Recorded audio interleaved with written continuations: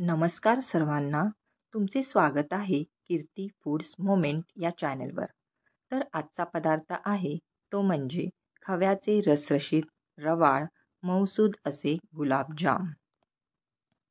चला तर मग रेसिपीला सुरुवात करूयात, ते पण सरळ सोप्या स्टेप्समध्ये. सर्वप्रथम अशा प्रकारे ताजा अर्धा किलो खवा घ्यावा आणि अर्धी वाटी बारीक रवा व 1 वाटी मैदा घ्यावा. अशा प्रकारे हाताने खव्याचा चुरा करून घेऊयात. चांगल्या प्रकारे त्याचा चुरा करूयात. चुरा केलेला खवा असा दिसला पाहिजे.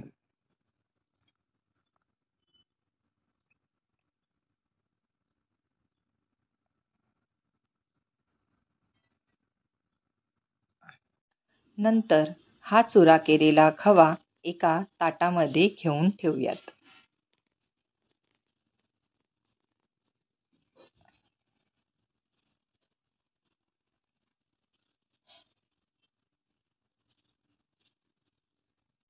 आता खवा चांगल्या प्रकारे मळून घ्यावा. 5 मिनिटे तरी त्याला चांगले हाताने मळून घ्यावे. आता हा खवा चांगल्या प्रकारे मळून घेऊयात. पीठ चांगले हाताने मळून घेऊ. तुम्ही बघतच असाल.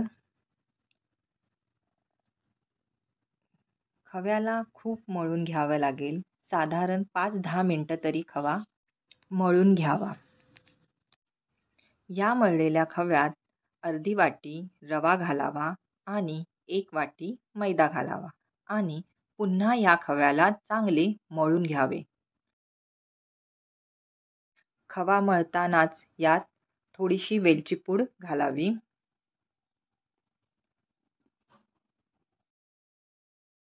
पीठ जास्त घट्ट आणि सैल नसले पाहिजे. अशा प्रकारे खवा मळून घ्यावा. आता या पिठाचे छोट्या पेढ्या एवढा गोळा घेऊन गुलाबजाम वळावेत. दाब देऊन गुलाबजाम वळावेत. अशा प्रकारे 70-80 तरी गुलाबजाम होतीलच. तुम्ही बघतच असाल. तर अशा प्रकारे अर्ध्या किलो खव्याचे 70-80 गुलाबजाम होऊनच जातात.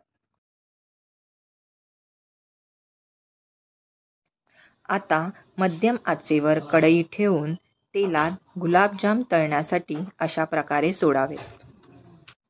तेलाचे तापमान मंद असावेत.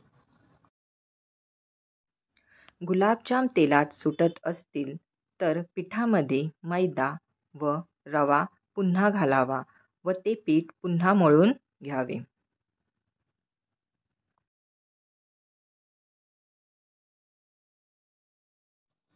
तेल व्यवस्थित तापलेले आहे तर गुलाबजाम वर येतात. गॅस मंद आचेवरच ठेवावा.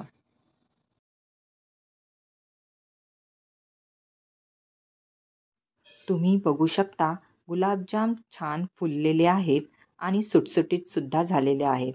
तर त्याला अशा प्रकारे उलटे करूयात. त्याला चांगला कलरही आलेला दिसत आहे.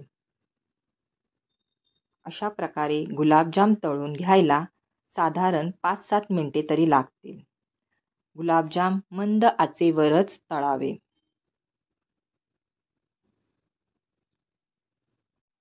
पीठ चांगले मळून घेतले तर त्यात सोडा घालायची गरज नाही.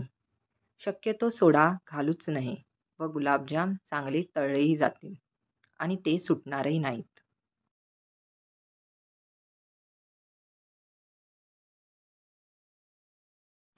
अशा प्रकारे गुलाबजाम चांगले लालसर असे तळून झालेले आहेत. तुम्ही बघू शकता.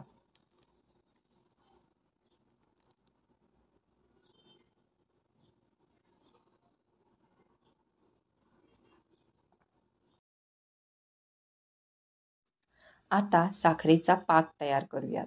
त्यासाठी 1 वाटी साखर आणि 1 वाटी पाणी घ्यावे. एका पातेल्यात 1 वाटी साखर घ्यावी आणि त्यात 1 वाटी पाणी ओतावे. याला चांगली 5 मिनिटे तरी उकळ येऊ द्यावी. अशा प्रकारे उकळ आल्यानंतर पाक तयार होईल.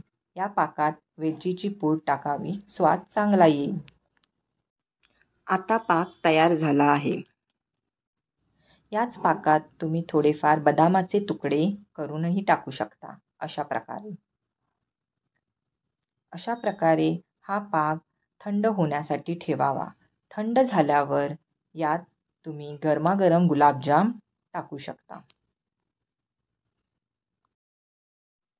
असे लालसर खरपूस झालेले गुलाबजाम नंतर पाकात टाकावेत.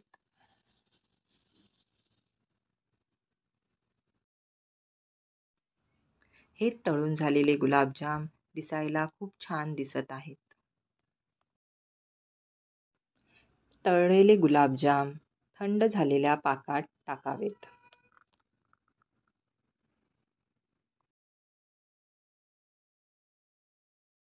खव्याचे गुलाबजाम खूपच छान दिसत आहेत. याचा रंगही खूप छान मस्त दिसत आहे. हे गुलाबजाम खूपच सॉफ्ट झालेले आहेत. तुम्हीही एकदा करूनच बघा. खव्याचे रसरशीत मऊसूद असे गुलाबजाम.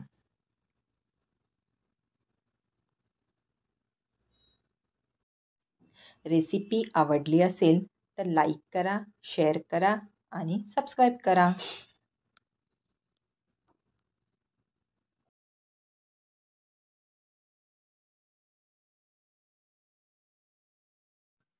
चला तर गुलाबजाम बनवा आणि मस्तपैकी खावा. Bye bye.